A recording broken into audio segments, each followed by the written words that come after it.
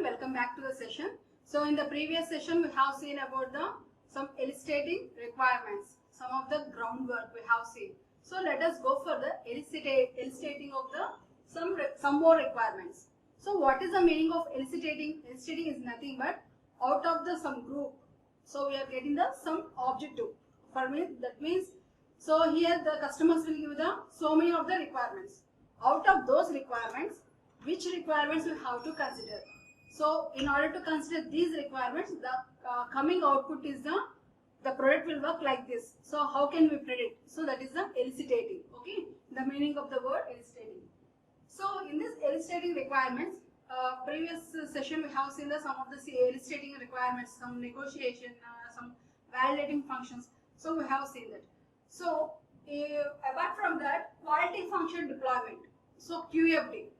So out of those, so many of the requirements, whatever is given by the customers, out of those, so which requirement is a quality one? So by considering which requirement, so we can get the quality of the product according to the customer needs. So that is defined in the quality function deployment. So quality function deployment. So it's a quality management technique that translates the needs of the customer into technical requirements for the software. So whatever the requirements given by the customer, according to that, it translates those needs into some technical requirements. Technical requirements are nothing but which has to be implemented in the software. So in order to implement in the software, so the requirements whatever he is given through orally, those convert into some technical requirements. Okay. So QFD is mainly concentrated on maximizing the customer satisfaction. So customer satisfaction, how we can get the customer satisfaction? So whatever the output he want. So what is my satisfaction? So if you get all of your classmates get the 90% marks of this course, then I will get the satisfied. Like that, the customer requires one product. So the product, according to his view, according to his requirements, it works. According to his needs, the product is working. Then he satisfies about the product. So QFD is mainly concentrating on the customer satisfaction. Okay. So coming to eliciting requirements for this QFD, we have the three requirements. Okay, three types of requirements. First requirement is the normal requirements. That means whatever the requirements given by the user, it divides into three parts in order to get the quality. So first one is the normal requirements. So what is the normal requirements? The object and goals that are stated for a product or system during the meetings with the customer. So when the software team, development team or the software team met the customer at the time of meeting, whatever the requirements given by the user, those are called as a normal requirements. Okay, if these requirements are present, the customer is satisfied. So for example, the customer says, so I want a system with this hardware requirements. If the hardware requirements is as per that, so whatever he said in the meeting, so if the system is developed in that specification, then the customer will be satisfied for that. That means according to his requirements, whatever he stated in the meeting. So that is the normal requirements. Coming to the second one is the expected requirements. So first one is the normal, second one is the expected. So what is this expected requirements? These requirements are implicit to the product or system and may be so fundamental that the customer does not explicitly state them. That means here in this explicit, the customer will not give the requirements according to that. The requirements whatever he will give. Apart from that, so the product is working in more extraordinary way, then it is called as a explicit requirements. So their absence for the cause of a significant dissatisfaction. So their absence will be a cause for the significant dissatisfaction. So whatever the requirements given by the user, apart from that, if you implement some more requirements, some more implementation, so whatever the customer had not given, so if you give those, then the requirements are called as the expected requirements. And next one is the exciting requirements. So thirdly, exciting requirements. So what are the exciting requirements? So these features are beyond the customer expectations and prove to be very satisfying when present. So while developing of the product, so the customer, whatever the product is expecting, apart from that, if it is more excellent way it is presented, then the customer will very satisfied with the product. So that is the exciting requirements. So we have three types of requirements: normal, expected and exciting. So these are the three types of requirements in order to do the quality. Okay. So and next, coming to the topic. So in elicitation requirements only. So what is the elicitation of the work products? So I said the elicitation is nothing but grouping.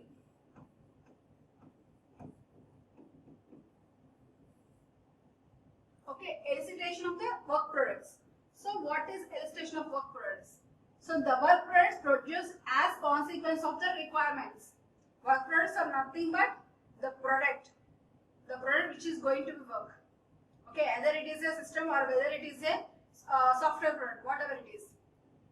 The work products produced as a consequence requirements elicitation will vary depending upon the size of the system or product to be built. That means whatever the work product we are producing, whatever the work system we are producing, they are of consequence of the requirements elicitation. So what I am saying, the elicitation, we are taking the some grouping of the requirements. So apart from the so many of the requirements, for example, the customer says, so in this website I want these many requirements. So he will say the requirements given by the customer will be maybe 20 or 30 or 40 or 50. The software development team will not go for all those requirements. Will take only the out of 50, they will take only some 10 or 20 according to the requirement of the product. Okay. So that is the requirements elicitation will vary depending upon the size of the system. So how many requirements we have to take? It depends upon the size of the system or product. System or product, whatever it is. System is nothing but system is software product to be built. For most systems, the work products include. So for most of the systems what we are implementing, so what are the product works? What are the work products will be included are, the first point is a statement of need and feasibility. So why the work product? That means whether the software or system, why you are introducing that? What is the need of the system to exist? So that is the first point.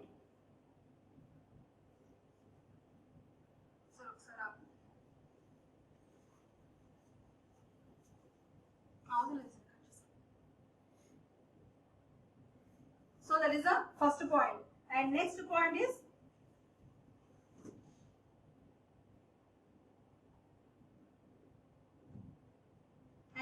is the bond, a bounded statement of scope for the system or product. So this is the second point. First point is a statement of need and feasibility. So why this work product, or the work product or whatever the system or whatever the software you are developing, what is the need for that? What is the feasibility? Feasibility is nothing but why the product you are using.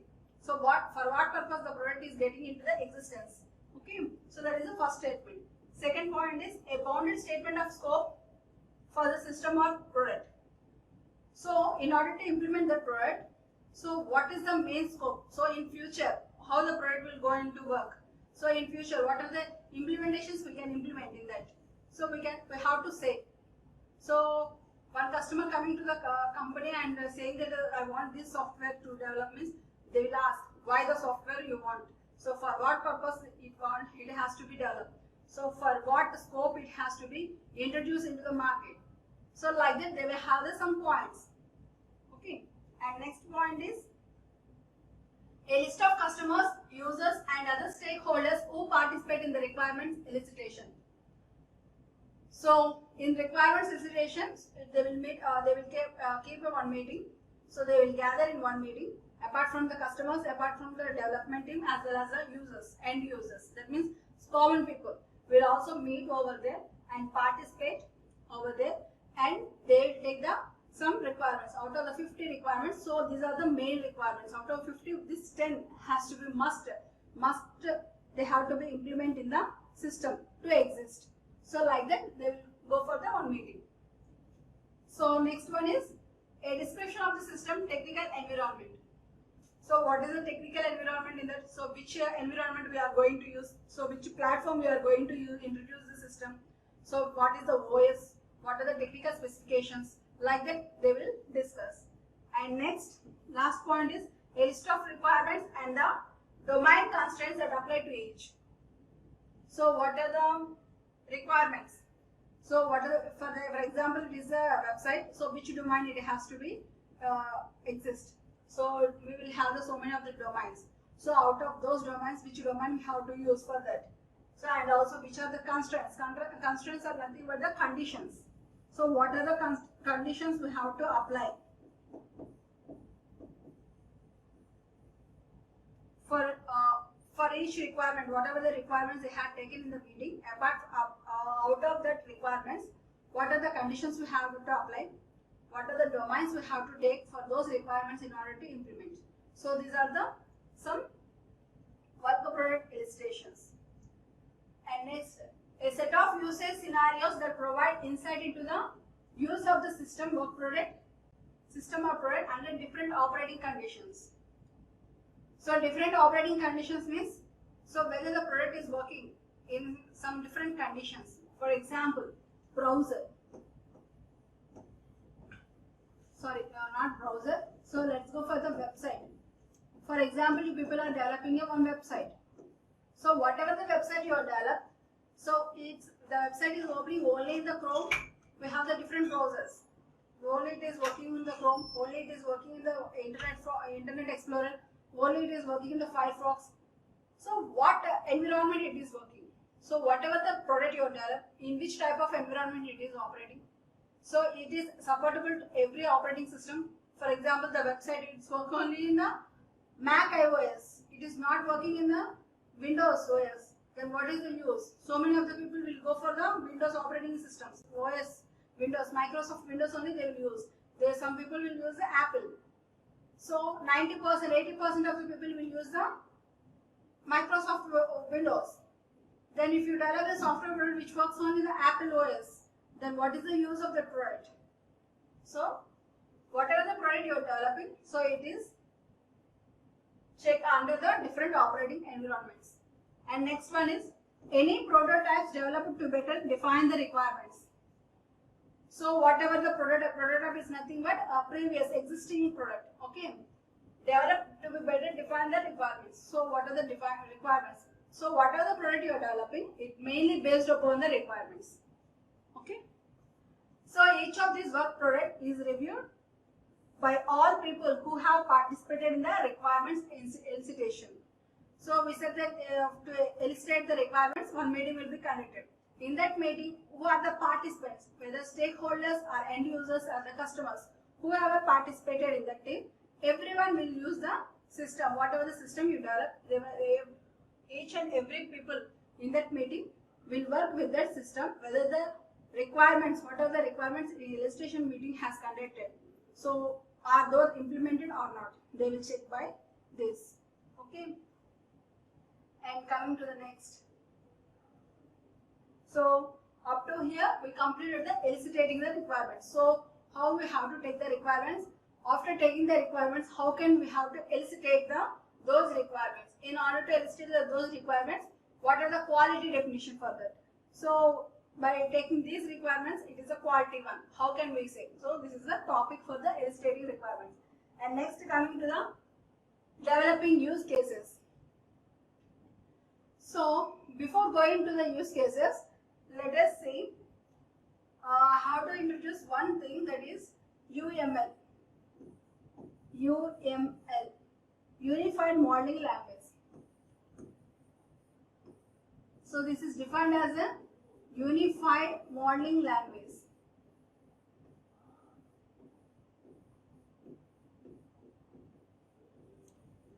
So this is one of the languages which is used, not this is a language, this is one of the design purpose. This Unified Modeling Language is for the design purpose. In order to do the software product, so they will go for the one stage, one framework activity, that is the design. So in the design, they will go for the some unified modeling language. What this language will give is, this language is defined the different diagrams. So those diagrams we called as class diagram. Second one is object diagram. And thirdly, sequence diagram. Fourth one is use case. So this is not in the your syllabus, just I am giving the information. Okay. And next one is the deployment diagram. Deployment. And next one is the component diagram. So these are the different types of diagrams that is used in the unified modeling language. In this unified modeling language, now we are seeing the use case. So the topic we are here, we are seeing the developing of a use cases. So what is this use case? So use case is one of the unified modeling language diagram.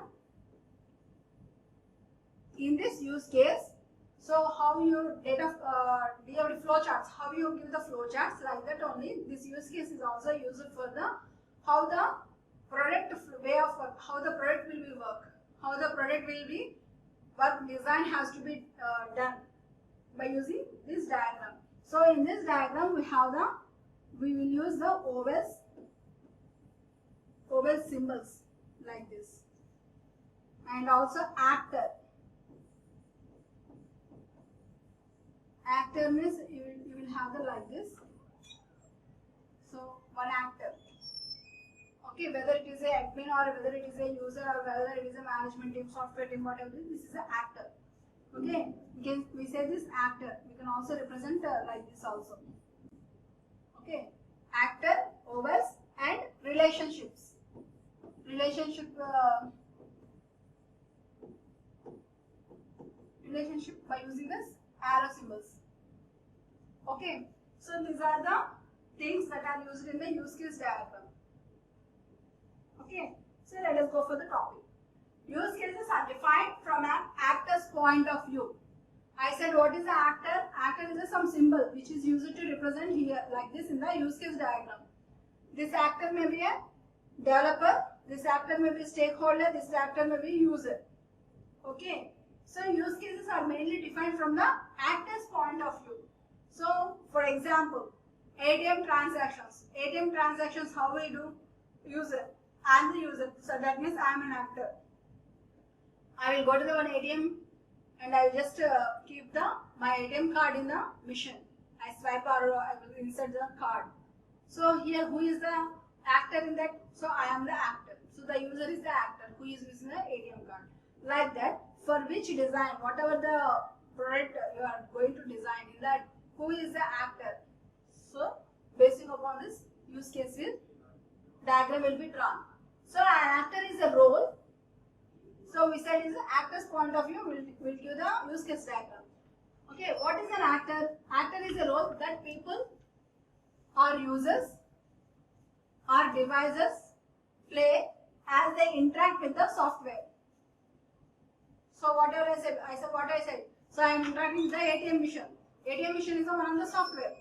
Okay, when I am interacting with the software, what is the interaction has going between by both of them? That means by me and by the ATM. So that is the definition. Actor is a role that people or users or devices play as they interact with the software. So I am interacting with the software of the ATM machine. So what are the things I am doing with the software? The first step in writing use cases define the set of actors that will be involved in the story. So whatever the use case you are doing for ATM transaction, only the user, only the user is the one actor.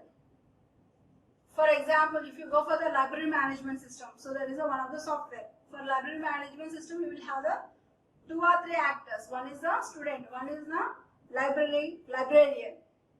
Okay, like the 2 actors will be there. And next, so actors are the different people or devices that use the system within the context of the function and behavior that is to be described. So what is the actor is doing with that? So what is the context of that? So what is the interaction going to between them. So actors represent the roles that people or devices play as the system is operating. So while the system is operating, the actors will be plays. The actors represent the roles that people or users plays as the system software operates. So when the user will user will play if the software is also gives the give the reply when it gives the reply when we operate with the system. Okay, so that is this point. So this is a small introduction for the developing of use cases. So you don't worry about the diagrams. And next, Jacobson is one of the scientists. He given some use case. So how to question some number of questions in order to use the use case. He has given us some questions. So that should be answered by a use case. So why we are using the use case diagram is some Jacobson is a scientist. He suggested a number of questions. So if you think those questions, so if the question's answer is able to answer, then we can go for the use case. So what are those questions are? First one, who is the primary actor and secondary actor? So who is primary actor and secondary actor? See, for ATM, only the user is the primary actor. The secondary actor will be the database. So that only now. So while we are interacting with the ATM machine, so who is the main actor? User. User is the main actor because he has to insert the ATM card. Without inserting the ATM card, the system will not operate. The software will not work up. Okay, so then user is the main operator. So what are the actors' goal? So we are saying the user. User is inserting the ATM card in the ATM machine. So what is his goal? To draw the money from the ATM machine, or to see his transactions, mini statement, or he wanted some balance statement from the ATM machine. So what preconditions should exist before the story begins? So before I am going to the ATM machine, so before I inserting the ATM card into the machine, what is the story? Why I want to go for the ATM machine? So in order to get some statement, because I have some need of money.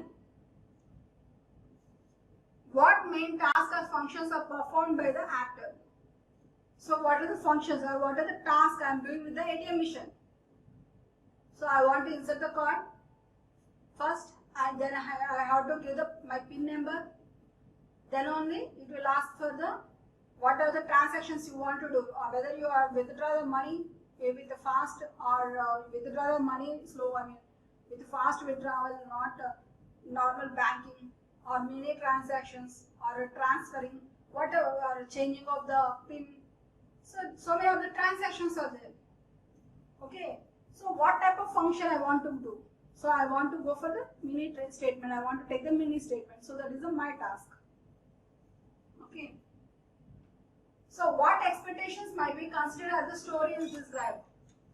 So what expectations? What I am expecting? So I am withdrawing of some money from the ATM machine, or I want to take some transactions list. And what variations in the actors' interactions are possible?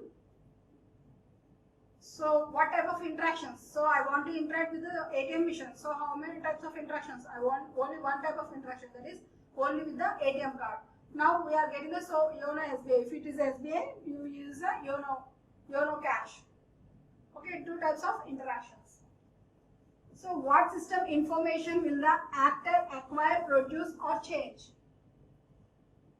What system information will the actor require, produce, or change? I want to change anything? Yes, I can change my PIN number. Okay, like that. So whenever you use the developing of use cases, you have to think all these things. Okay. And next, coming to what information does the actor desire from the system? So why I am interacting with the ATM machine? What I'm expecting from the system? So money or some statement. So does the actor wish to be informed about the unexpected changes? For example, after inserting the card, the ATM machine has crashed. So my ATM card is inside the ATM machine. So that is unexpected. So why that happened? Because of some software problem. Because of some software, some error in the software, or some problem in the current, power cut. If there is a power cut, so my ATM card was tracked in the ATM machine. Unexpected changes. So the basic use case present a high-level story that describes the interaction between the actor and the system. So up to all, these are the different questions suggested by the Jacobson. So when you use it, in order to get the answers by using the use case, so these are the different questions we have to take, we have to consider. So okay, so this use case will act as presents a high-level story that describes the interaction between the actors, between the users and the system. This is only theory part. There is no diagram for this. So okay. And next, coming to building the requirement models. So what are the requirement models? So up to now we have seen some illustration of the requirements. Now we are seeing the building the requirements model. Okay, the first one. However, a set of generic elements is common to most requirement models. First one is the scenario based element and second one is the class based element. We have the two types of the models. Okay, so these are the most common models for the requirement. So what are those is, first one is the scenario based elements, next one is the class based elements. So what are those? We can see. The system is described from the user's point of view using scenario based approach. So for example, you want to develop one system, so it is according to the user point of view, that means according to the user. For example, now the new type of screen lock is coming into existence, that is through fingerprint. Of course we have the fingerprint. Apart from that, 3D fingerprint, that means the scanner will scan the nerves of the finger. So this is why this came into existence. Some users said that the fingerprint sometimes it is not taking because they may have some cuts on the fingertips. So what we can see, the lines on the skin may be erased if you kept the mehendi. So then the finger, these lines are not recognized by the sensor. So there are so many problems. Then user said, apart from the fingerprint sensor, use only fingerprint sensor, but it has to scan the nerves of the finger. So that is a 3D image of the finger. Okay. So that is according to the user's point of view. So that is the scenario based elements. Okay. And next one is the class based elements. So what are the class based elements? Each user scenarios implement a set of objects that are manipulated and actor interacts with the system. So we said in the development, you are developing of the use cases. In use cases, what we said, who are a primary actor. So actor is nothing but user. Okay. So in class-based elements also, whatever the scenario, that means whatever the product you are developing, for what scenario you are developing the product. So it is a set of some objects. Objects are nothing but some real-time entities. Are manipulated as an actor interacting with the system. Okay, so I am interacting with the ATM machine. So ATM machine is a one object. ATM card is a one object. Inserting the ATM card into the ATM machine is one object, like that. Okay, this is called as a class-based elements. And next coming to, so these objects are categorized into class, a collection of things that have similar attributes and common behaviors. So you have seen the object-oriented programming language. So in this object-oriented programming language, you will be able to know the what is object, what is a class.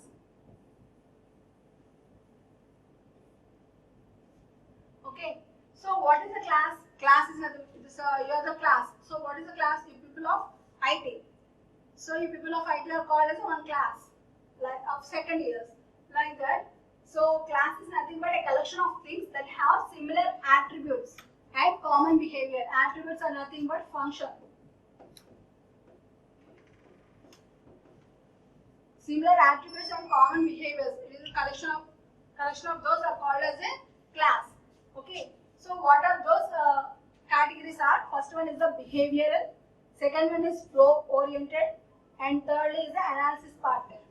So these are the three types of the classes. Okay.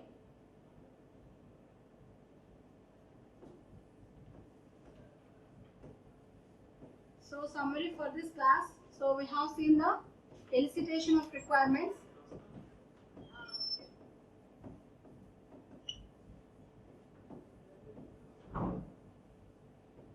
So we have seen the so many of the elicitation of requirements, QFD. In that we have seen the QFD. So QFD has the three elements. And next we have seen the developing of use cases. Developing of use cases. And next thirdly we have seen the building the requirement model.